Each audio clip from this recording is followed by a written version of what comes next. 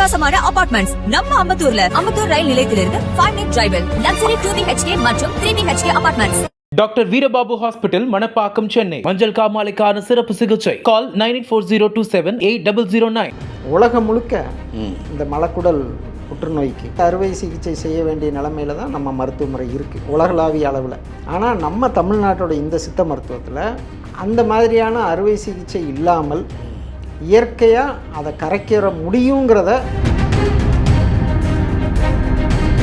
சர்க்கரை நோயாளிகளுக்கு பாதங்களில் புண்ணு உருவாகுது. அது ஏன் அப்படின்னா, இப்போ வந்து சர்க்கரை நோய் கட்டுக்கடங்காமல் இருக்குது. ஒரு 500 550 இருக்குது, 600 இருக்குது. இன்சுலின்லாம் கூட போடுறோம், ஆனால் சுகர் குறையலை. அதனால் இந்த புண்ணு ஆறலை, இப்போ சீல் பிடிச்சிருச்சு. பாதத்தையோ காலையோ வெட்டி எடுக்கிற சூழலில் இருந்தால் தயவுசெய்து காலை வெட்டி எடுக்காதீங்க. சாப்பிடுகிற நிலைமையில் நோயாளிகள் வருகிற பட்சத்தில் புற்றுநோய்க்கு நல்ல தீர்வு கண்டிப்பாக உண்டு. நுரையீரலுடைய அந்த பிரச்சனைகளை தொடக்கத்திலேயே கவனிக்காமல் சளி இருமல்னு மாத்திரையை போட்டுக்கிட்டே இருக்கிறாங்க. இப்போ இதே நிலைமை இன்னொரு 2-3 மாதம் கடந்ததுன்னா, ஒரு அம்மா வந்தாங்க, தயிர் சாதத்தை தவிர அவங்களால ஒன்றுமே சாப்பிட முடியும். என்ன ஆகுது? வயிறு எரிச்சல், இருக்குது, அல்சர். இந்த சூழலில் இருந்தம்மா வந்து 1 மாதத்தில் புண்ணு பூரா ஆறி போச்சு சார். நக்கீரனின் ஓம் சரவணபவ நேயர்களுக்கு வணக்கம். இன்றைக்கு நாம் சந்திக்க இருப்பது ஏற்கனவே நாம் சந்தித்த டாக்டர் வீரபாபு. அதாவது சித்தா மெடிசனில் மிகப்பெரிய ஒரு டாக்டர். கொரோனா சமயத்தில் 4000 பேர்கள் என்று சொன்னார்கள். அவர் சொல்கிறாரு 6000 பேர்களை சுகப்படுத்தினேன் என்று சொன்னார். பெரிய அளவில் அந்த நேரத்தில் ஒரே ட்ரெண்டிங்கில் அவர் தான் இருந்தார். எங்கே பார்த்தாலும் வீரபாபு என்று சொல்லி. அப்படிப்பட்ட ஒரு நல்ல மருத்துவர். அவரை நம்ம யூடியூப்பில் நிறைய பேர் சொல்லி நிறைய பேர்கள் அவரை பார்க்க வந்து உடல் நலம் அடைந்து நலமாக வீடு திரும்பி இருக்கிறார்கள். அதில் குறிப்பாக இது மலக்குடல் புற்றுநோய் அப்படின்னு ஒரு நோய். அதெல்லாம் பார்த்தோம்னா சாதாரணமாக போய் பார்த்து அது முத்தி போச்சு, ஃபஸ்ட்டு ஸ்டேஜ் செகண்ட் ஸ்டேஜ்னு போய் அதை குடலை வெட்டி அப்புறம் அதை ஜாயின் பண்ணிவிட்டு அதில் ஒரு பையை ஜாயின் பண்ணி இங்கே சைடில் பை வச்சு விட்ருவாங்க. அந்த பையில் தான் மலம் வரும், அப்போ அதை எடுத்து வாஷ் பண்ணணும். இது பெரிய ஸ்டேஜில். முதல் ஸ்டேஜில் வெட்டி ஒட்டி விட்ருவாங்க. அப்புறம் 2 வருஷம் கழித்து அதை எடுத்து பேக்கில் விட்ருவாங்க. இப்படிப்பட்ட ஒரு பேஷண்ட்டெல்லாம் இவரிடம் வந்து 35-40 நாளில் உடல் நலத்தில் ஏறக்குறைய 40% 60% சுகமாகி இப்போ அவர் டிஸ்சார்ஜ் ஆகிற நிலைமையில் இருக்கார். இன்றைக்கு மதியம் அவரை போய் நான் பார்த்து விட்டு வந்தேன். இது ஏன் சொல்கிறேன் என்றால், வீரபாபு நம்ம தமிழ்நாட்டைச் சேர்ந்தவர். குறிப்பாக முதல்ல இந்தியன், அதை விட தமிழன். அதில் தான் எனக்கு ரொம்ப பற்று. அது அலோபதியை விட, அதாவது பெரிய பெரிய மருத்துவத்தை விட நம்முடைய சித்த மருத்துவம் எவ்வளவு சிறந்தது என்று நான் அனுபவ ரீதியாக பார்த்துருக்கிறேன். அதனால் இவர்கிட்ட என்னென்ன வியாதி இதில் க்யூர் பண்ணுறதுக்கு அவர் மருந்து வைத்திருக்கிறார் என்று நாம் கேட்போம். வணக்கம் வீரபாபு சார். வணக்கம். இந்த பெருங்குடல் புற்றுநோய். ஆமாம் சார். அதாவது இப்போ நீங்கள் சொன்ன அந்த நோயாளி வந்து அவங்க வந்து சில மருத்துவமனைகளெல்லாம் பார்த்து, அருப்புக்கோட்டை அவங்க. ஆமாம். அங்கேருந்து தான் வந்து அவங்க மகன் வந்து வெளியூரில் வேலை செய்கிறாரு. அங்கே போய் வச்சு சில மருத்துவமனைகள்லாம் சிகிச்சை கொடுத்ததில் அவங்க என்ன அறிவுரை சொல்லியிருக்காங்கன்னா, அந்த மலக்குடலின் அந்த ஒரு பகுதியை வெட்டி எடுத்து விட்டு அந்த மலம் வரக்கூடிய இதை வந்து வெளியில் ஒரு பையில் சேகரித்து அதை சுத்தம் பண்ணி நீங்கள் நடைமுறைப்படுத்திக்கோங்கன்னு தான் அறிவுரை சொல்லியிருக்கிறாங்க. அந்த மாதிரியான வாழ்க்கை முறை எனக்கு சரியாக வராதுன்னு தான் இவர் எனக்கு சிகிச்சை. யாருக்குமே வராது. ஆமாம், எல்லாருமே ரொம்ப ஒரு மன அழுத்தத்தோடு தான் வாழ்கிறாங்க அந்த மாதிரியான சூழலில் இருக்கிறவங்க. அப்புறம் வேணான்னு வந்துட்டு அப்புறம் நம்ம இதெல்லாம் பார்த்துட்டு வந்தார். இப்போ ஒரு 45 நாளில் இவ்வளவு பலன் கிடச்சிருக்கு. கிட்டத்தட்ட பாதிக்கிட்ட குறைஞ்சிருச்சு. பாதிக்கிட்ட அந்த இதையும் நீங்கள் பார்த்தீங்க. நான் பார்த்தேன். அது இப்போ எனக்கு என்ன அப்படின்னா, உலகம் முழுக்க இந்த மலக்குடல் புற்றுநோய்க்கு குறிப்பாக அந்த ரெக்டம், அதுக்கு மேலே அந்த டிசெண்டிங் கோலான், அசெண்டிங் கோலான், அந்த பொதுவாக பெருங்குடல் புற்றுநோய் எல்லாம் இந்த மாதிரி அறுவை சிகிச்சை செய்ய வேண்டிய நிலைமையில தான் நம்ம மருத்துவ முறை இருக்குது உலகளாவிய அளவில். ஆனால் நம்ம தமிழ்நாட்டோட இந்த சித்த மருத்துவத்தில் அந்த மாதிரியான அறுவை சிகிச்சை இல்லாமல் இயற்கையாக அதை கரைக்கிற முடியுங்கிறத நம்ம இந்த விஷயத்தின் மூலமாக நம்ம உணர முடியுது. இதுக்கு முன்னாடியே நம்ம ஒரு சில நோயாளி குணப்படுத்தி இருக்கிறோம். இப்போ நம்மக்கிட்ட இருக்கிறதுனால உங்களுக்கு அதை காமிக்க முடிஞ்சது. உண்மைதான். ஆமாம். அதனால் இது எனக்கு ஒரு மிகப்பெரிய திருப்தி. அந்த மனுஷன் ஒரு கொடுமையான நரக வாழ்க்கை வாழ்கிறதுலேருந்து மீட்டெடுத்த ஒரு திருப்தி. ஆனால் அதே மாதிரி எந்த புற்றுநோயாளியாக இருந்தாலும் சாப்பிட்ற நிலைமையிலே வரணும் சார். இப்போ 1-2 பேர் வந்தாங்க, சாப்பாடே உள்ளே போக முடியாத ஒரு சூழலில் வராங்க. அதாவது அது 4வது நிலைன்னு கூட சொல்ல முடியாது, இறுதி நிலைங்கிற மாதிரி, எண்டு ஸ்டேஜ் அந்த மாதிரி வராங்க.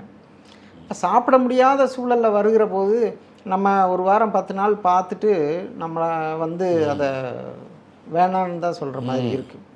அதனால் ஓரளவு சாப்பிடுகிற நிலைமையில் வரக்கூடிய புற்றுநோயாளிகளுக்கு நம்மளால் நல்ல சிகிச்சை அளிக்க முடியுங்கிறது இப்போ நம்ம கண்கூட நம்ம பார்த்துட்டு இருக்கோம். ரொம்ப நல்ல சந்தோஷமாக இருக்கிறார் சார்.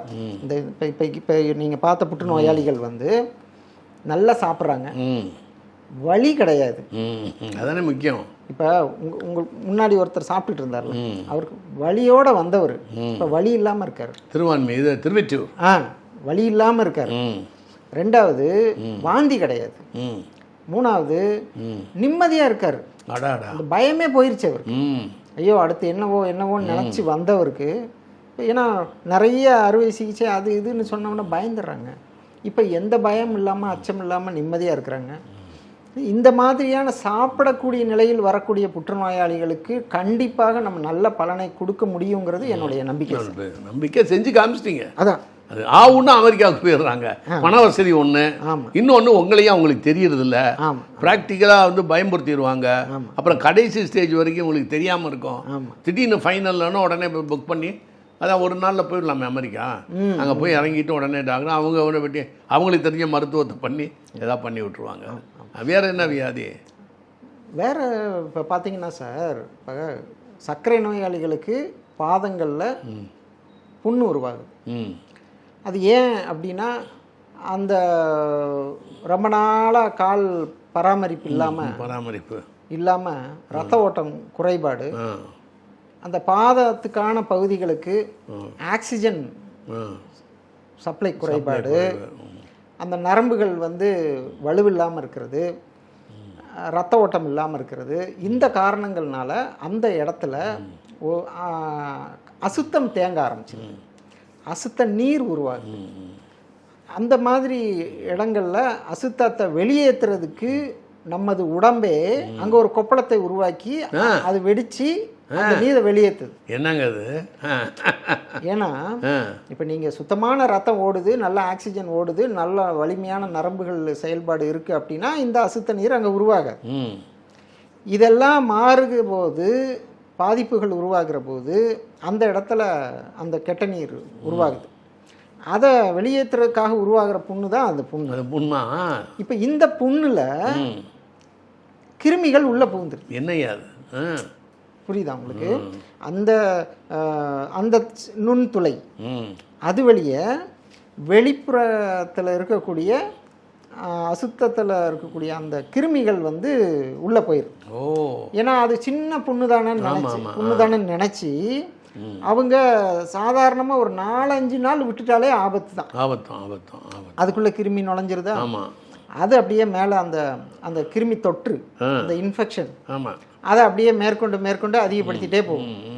இது அந்த அந்த பாதத்துக்கு மேல் பகுதியில் ஃபுல்லாக பரவி கணுக்காலுக்கு மேலேயும் ஏற ஆரம்பிச்சிடும். இது விவரம் தெரிந்தவர்களுக்கு, படித்தவர்களுக்கு கொஞ்சம் ஏதோ தப்பு இருக்குன்னு உடனடியாக மருத்துவம் போயிடுவாங்க. சில நம்ம பாமர மக்கள், உழைக்கக்கூடிய மக்கள், வசதி இல்லாதவர்கள் இது சாதாரண புண்ணுன்னு நினச்சிட்டு அதில் ஏதோ ஒரு மருந்தை போட்டு கொஞ்சம் அசால்ட்டாக இருந்துருவாங்க. அப்போ அது என்ன ஆகுதுன்னா பெரிய பாதிப்பை உண்டு பண்ணிடுது. அந்த சூழலில் இப்போ சர்க்கரை நோய் கட்டுக்கடங்காமல் இருக்குது, ஒரு 500-550 இருக்குது, 600 இருக்குது, இன்சுலின்லாம் கூட போடுறோம், ஆனால் சுகர் குறையல, அதனால் இந்த புண்ணு ஆறலை, இப்போ சீல் பிடிச்சிருச்சு, பாதத்தையோ காலையோ வெட்டி எடுக்கிற சூழலில் இருந்தால் தயவு செய்து காலை வெட்டி எடுக்காதீங்க. அதை நிதானமாக கொஞ்ச நாள் தங்கி சிகிச்சை எடுத்தோம் அப்படின்னா சர்க்கரை அளவு குறைச்சிருவீங்க. உணவு முறை முக்கியம் சார். உணவு தான் மெயின். நான் ஏன் தங்கி சிகிச்சை எடுக்கணும்னு சொல்கிறேன், நீங்கள் ஒரு 10 மாத்திரை எழுதி கொடுத்து சர்க்கரை நோயை குறைக்கிறத விட அவர்களுக்கான உணவு முறையெல்லாம் சரி பண்ணணும் சார். காலையில் ஒரு மூலிகை சாறு, அந்த முளைக்கட்டின வெந்தயம், அந்த நம்ம சிறுதானிய உணவில் ஒரு சின்ன பொங்கல், அதுக்கப்புறம் மூலிகை சாறு. இப்போ நீங்கள் மூலிகை சாறு அப்படின்னா நம்ம வந்து கசப்பாகவே கொடுத்துடக்கூடாது, ரொம்பவும் கசப்பு. இப்போ சிறு குறிஞ்சான்லாம் பார்த்தீங்கன்னா நல்ல கசப்பு, ஆனால் அதையே நம்ம தொடர்ந்து எடுக்கக்கூடாது. ஆமாம், அவர்களுடைய மற்ற நிலைகளையும் நம்ம பார்க்கணும். பிபி இருக்கா, கிட்னி ஏதாவது பிரச்சனையில் இருக்கா, மற்றது எல்லாத்தையுமே பார்க்கணும். எல்லாமே பார்த்து அதுக்கேற்ற மாதிரியான கஷாயங்களை, நம்ம மூலிகை சாறுகளை நம்ம கொஞ்சம் கொஞ்சமாக கொடுத்து அவங்களுடைய உடம்புல உள்ள கெட்ட நீரெல்லாம் முதல்ல வெளியெடுத்து வயிறை கொஞ்சம் குறைச்சி வயிறை ஃப்ரீ பண்ணணும்.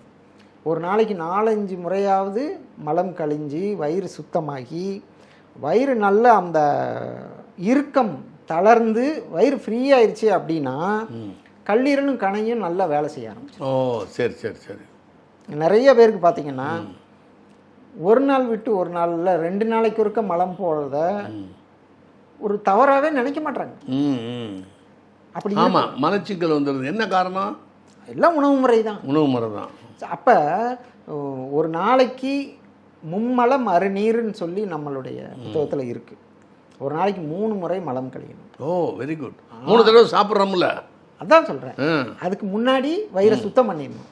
காலையில் சுத்தம் பண்ணிடணும், மதியம் சுத்தம் பண்ணணும், ராத்திரி சுத்தம் பண்ணணும். அப்போ மும்மலம் அருநீர் அந்த மாதிரி நம்ம உடம்ப வச்சுக்கிட்டோம்னாவே இந்த சக்கரை நோயெலாம் வராதுங்கிறேன். ஓ நீங்கள் எப்போ நீங்கள் வந்து உணவுக்கு மட்டுமே முக்கியத்துவம் கொடுத்து மலம் கழிதலுக்கு முக்கியத்துவம் இல்லாமல் இருக்கீங்களோ அப்போ தான் நோய்க்கான தொடக்கமே ஆரம்பிக்கும். இதெல்லாம் நம்ம சரி பண்ணும்போது சர்க்கரை நோயோட அளவு படிப்படியாக குறைஞ்சி காலையிலேயே நல்ல தலை குளிக்க வைக்கணுங்க. நிறைய பேர் தலைக்கே குளிக்கிறது இல்லை. ஆமாம், அது தெரியும். வாரத்துக்கு ஒரு தடவை குளிப்பாங்க. ஆமாம் ஆமாம். அதாவது இப்போ நான் நிறைய பேர் என்ன முடி கொட்டிடும், சளி பிடிச்சிக்கிறோம். இன்னொன்று இது பழக்கமாகவே வச்சுருக்காங்க மெட்ராஸ். ஆமாம் ஆமாம். இப்போ நம்மளாம் 2 தடவை தலை குளிக்கிறோம். முடிப்பு நான் ஒரு தடவை காலையில் குளிக்கிறதோட சரி, 2 மத்தியானம் மேலே வெயில் காலத்தில் உடம்புல ஊற்றிக்கிறது. தலைக்கு நல்லா குளித்தோம்னாவே உடல் சூடு இருக்காதுங்க. உடல் சூடு உருவாகாமல் பார்த்துக்கிட்டோம்னாவே கண்டிப்பாக சக்கரை நோயெலாம் வராது. அதாவது கடைபிடிக்க வேண்டிய விஷயங்கள்னு இவ்வளோ விஷயங்கள் இருக்குது. இதை வந்து நம்ம சரியாக கடைபிடிச்சோம்னா சக்கரை நோய் வராது. சக்கரை நோய் அதிகமாக இருக்குது அப்படின்னா இதெல்லாம் கடைபிடிக்க வச்சோம் அப்படின்னா 1 மாதம் 2 மாதம் தங்க வச்சு இதெல்லாம் கடைபிடிக்க வச்சோம் அப்படின்னா அழகாக சக்கரை நோய். உங்கள் இதில் கிளினிக்கில் வந்து தங்கணும். ஆமாம், அதாவது காலை எடுக்கிற நிலைமையில் இருக்கிறவங்கள சொல்கிறேன். புரியுது புரியுது. இப்போ எல்லாரும் என்ன காலிலேயே புண்ணுலேயே போய் வைத்தியம் பண்ணிகிட்டு இருப்பாங்க. அங்கே வந்து சீல் பிடிச்சி அழுகி கட்ட நீர்லாம் மேலே ஏறி அந்த அளவுக்கு இருக்கிற இதை படிப்படியாக இதெல்லாம் செஞ்சு அடுத்தது என்ன செய்யணும்னா கால்களுக்கு ரத்த ஓட்டத்தை கொடுக்கணும். ஆமாம், அதுக்கான சிகிச்சைகள்லாம் செய்யணும். நம்ம கால்களுக்கு பாதம் வரையில் நல்ல சுத்தமான ரத்தம் கிடைக்கணும், அதன் மூலமாக சுத்தமான ஆக்சிஜன் கிடைக்கணும். அந்த ஹீமோகுளோபின் தான் அந்த ஆக்சிஜன் அவங்க கொண்டு போகும். ஸோ இதெல்லாம் நடந்த பிறகு தான் அந்த புண்ணு ஆறத் தொடங்கும். அதனால் வந்து ஒரு 10-15 நாட்கள் இந்த பராமரிப்புக்கே சரியாக போயிடும். ஓ சரி. அதுக்கப்புறம் படிப்படியாக அந்த புண்ணு குணமாக ஆரம்பித்து நல்லா குணப்படுத்தலாம். அதனால் கால்களை வெட்டி எடுத்ததுனால பெருசாக யாரும் சாதிக்க போகிறது கிடையாது. எடுத்து என்ன வாழ்க்கை வாழ முடியும்? அந்த நிலைமையில் இருக்கிறவங்களுக்கு நம்ம மருத்துவம் ரொம்ப கை கொடுக்கும். தொண்டையில் புற்றுநோய் இருக்குமா? இல்லை, உள்ளுக்குள்ளே நிறைய புற்றுநோயெல்லாம் பரவி அவர்களுக்கான சோர்வு, பசி இருக்காது, செரிமானம் இருக்காது, மலம் போகாது. ஸோ அந்த மாதிரி எண்டு ஸ்டேஜ் அந்த மாதிரி புற்றுநோயாளிகளை நம்ம கவனிக்கிறது ரொம்ப சிரமம். சாப்பிட்ற நிலமையில் வந்தால் போதுங்க, நல்ல தீர்வு. புரியுது. ஆமாம் சார். இப்போ சமீபமாக ஒரு 6 வயசு குழந்தை ஸ்கேட்டிங் விளாட்றான். அதாவது இந்த காலில் சக்கரத்தை மாட்டிட்டு இந்த அப்படியே போவாங்கள்ல, அந்த விளையாட்டுக்கு அனுப்பி விட்ருக்குறாங்க. அந்த குழந்தை அந்த மைதானத்தில் அதில் ஒரு ஒரு ஒரு பொசிஷனில் அப்படியே விளாண்டு இடுப்பு வலி இருந்துக்கிட்டே இருந்திருக்கு. அவன் சொல்லலை. சரி. அந்த விளையாட்டு மோகத்தில் இடுப்பு வலியே சொல்லலை. கொஞ்ச நாள் ஆக ஆக தண்டுவடத்தில் அந்த எலும்புகள் உராய்ஞ்சி ஒரு நீர் ஃபார்ம் ஆயிடுச்சு. கெட்ட நீர் ஃபார்ம் ஆயிடுச்சு. என்ன இந்த சின்ன பயலுக்கா? ஆமாம், கெட்ட நீர் ஃபார்ம் ஆயிடுச்சு. அந்த நீர் தண்டுவடம் பூரா பரவிச்சு. இப்போ மருத்துவர்கள்ட்ட போகும்போது என்ன சொல்கிறாங்கன்னா, இந்த நீர் மூளைக்கு போயிருச்சுன்னா போச்சு, முடிந்தது, ஐயோ எல்லாம் செயலிழக்க ஆரம்பிச்சு அப்படின்னு சொல்லிட்டாங்க. இப்போ இந்த சமயத்தில் அறுவை சிகிச்சை செய்து அந்த நீரை எடுக்கணும் அப்படின்னு சொல்கிறாங்க. ரெண்டாவது அறுவை சிகிச்சை செய்யணும் தண்டுவடத்தில். அதே மாதிரி தண்டுவடத்தில் அந்த கீழ்ப்பகுதியில் ஒரு சின்ன வீக்கமும் இருந்தது அந்த பையனுக்கு. அப்போ இது வந்து புற்றுநோயாக இருக்கலாமா, இல்லை அது இல்லையாமல் சாதாரண ஒரு சதை வளர்ச்சியா என்ன ஏதுன்னு பார்க்குற போது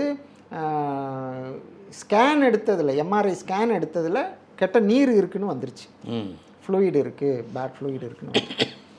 அதுக்கு பிறகு அவங்க மேற்கொண்டு சில விஷயங்கள் வந்து கை வச்சோம்னா ஏதாவது இதாயிருமோன்னு பயந்து தான் நம்மகிட்ட வந்தாங்க. ராஜபுலவைம்பாங்களே அதெல்லாம் இதானா? இல்லை, இது வேற, அது கேன்சர் டிபார்ட்மெண்ட். அது வேற. இப்போ குழந்தைய கூட்டிகிட்டு வந்தாங்க. 3 மாத காலம் சிகிச்சை கொடுத்ததில் சுத்தமாக வத்திருச்சு. இப்போ பள்ளிக்கூடம் போயிட்டுருக்கான். நான் பார்த்தேனே ஒரு பொண்ணு, அதானா? சின்ன பையன். நான் ஒரு பொண்ணை பார்த்தேன். அந்த பொண்ணு வந்து நுரையீரலில் பிரச்சனையாகி ஆக்சிஜன் குறைஞ்சிருச்சு. அது என்னங்க சின்ன பிள்ளைகளுக்கெல்லாமா இருக்கும்? ஆமாம் சார். அதாவது நுரையீரலுடைய அந்த பிரச்சனைகளை தொடக்கத்திலேயே கவனிக்காமல் சளி இருமல்னு மாத்திரையை போட்டுக்கிட்டே இருக்கிறாங்க. இவங்க ஆக்சிஜன் குறைஞ்சதை யாரும் கவனிக்கவே இல்லை. நான் அந்த குழந்தை வந்து நடந்து வரும்போதே மேலும் பயங்கர மூச்சு, ஆளே கொஞ்சம் தடியாக தான் இருந்துச்சு. ஆமாம், நல்ல மூச்சு நினச்சிட்டு இருப்போம், ஆள் தடிக்காக வருதுன்னு. ஆக்சிமீட்டர் வச்சு பார்த்தா வெறும் 84 தான் காமிக்குது.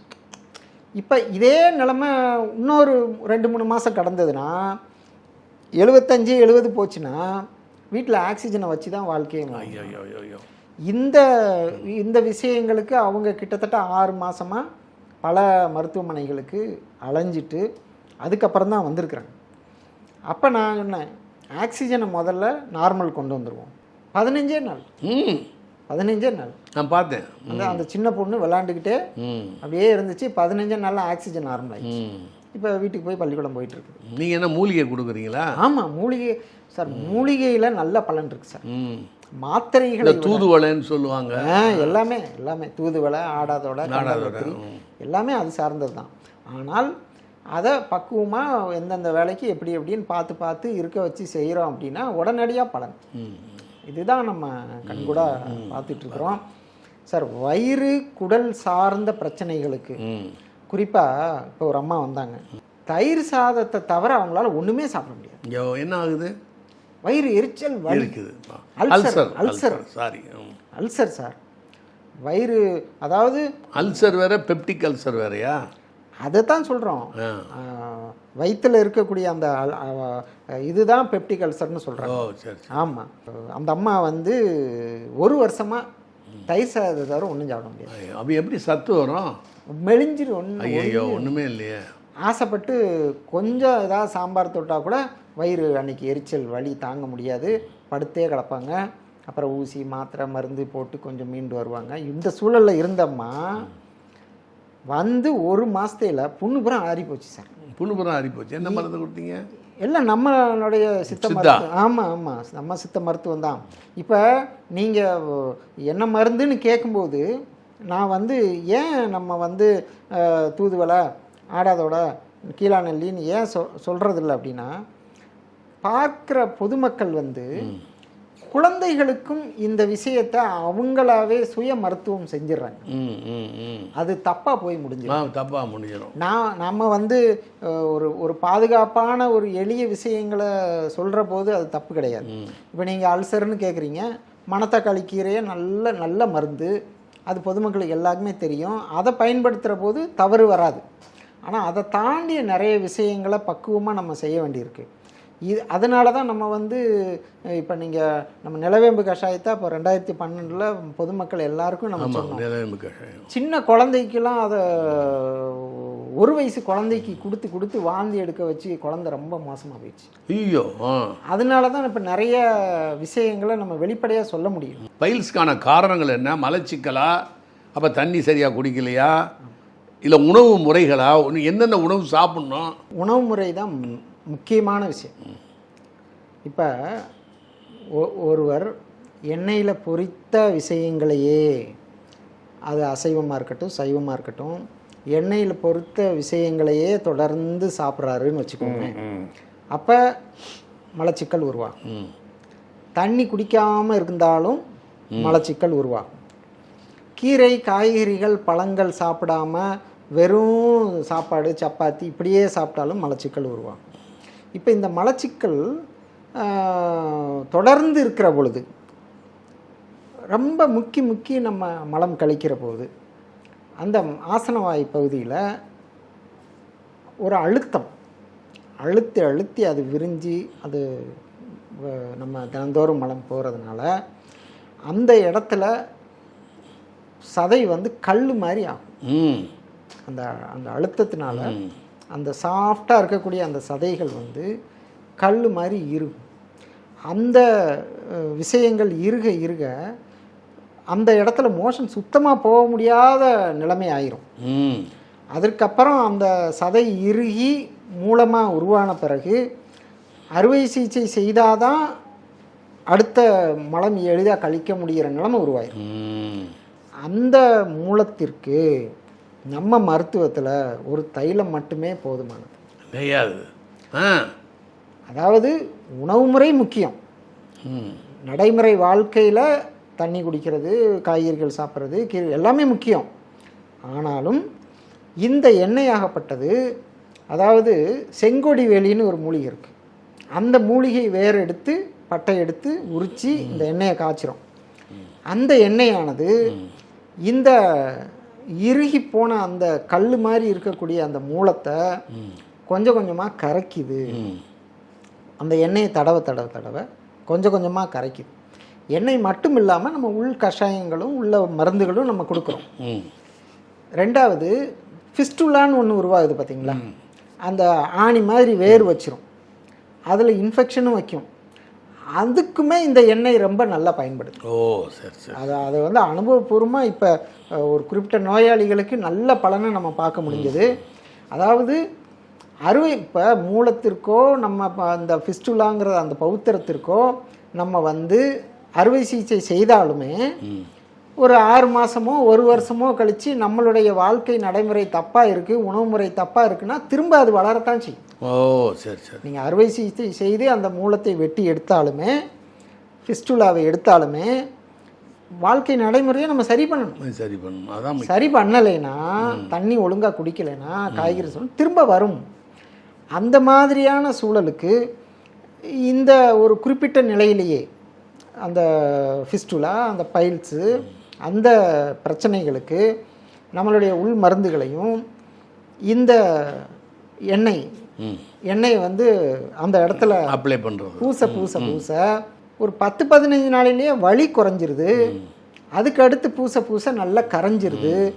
ஃபிஸ்டுலாவுக்கு வந்து ஆப்ரேஷன் ஒன்று தான் தீர்வாக இருந்தது.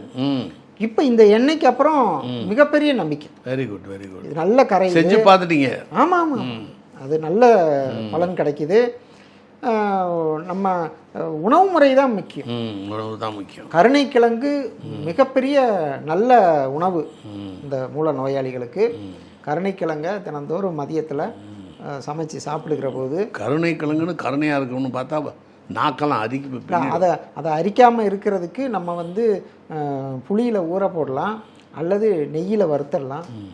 இது ரெண்டும் சரியாக செஞ்சோம் அப்படின்னாலே அந்த அரிப்பு போயிடும்.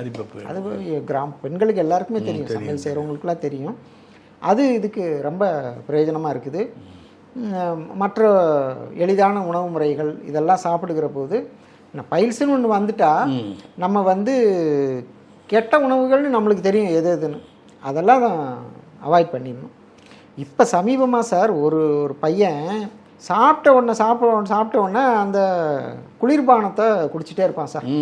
வெவ்வேறு கம்பெனி நிறைய தெரியும் இப்படி தான் பல வருஷமாக ஃபாரினில் அப்படி தான் செய்வாங்க. மத்தியானம் சாப்பாடு சாப்பிட்ட உடனே கோல்ட் ட்ரிங்க்ஸ் குடிப்பாங்க. எப்படின்னா சாப்பிட உட்காரும்போது நம்ம ஊர்கள்ல எல்லாம் தண்ணி பக்கத்தில் இருக்கிறது வழக்கம். இந்த அது பையன் விக்கி கிச்சு தான் குடிக்கிறது. இந்த பையன் பாட்டில் எடுத்து வச்சிருவான் என்னையாது குளிர்பானம். நம்ம பல பேர்கள் தெரியும், ஃப்ரிட்ஜில் இருந்து எடுத்து சில்லுன்னு வச்சுருவான். 4 வாய் சாப்பிட இது இந்த மாதிரி தான் நிறைய இந்த படிக்கிற பிள்ளைங்க கூட நிறைய ஹோட்டலில் அப்படி தான் சாப்பிடுதுங்க.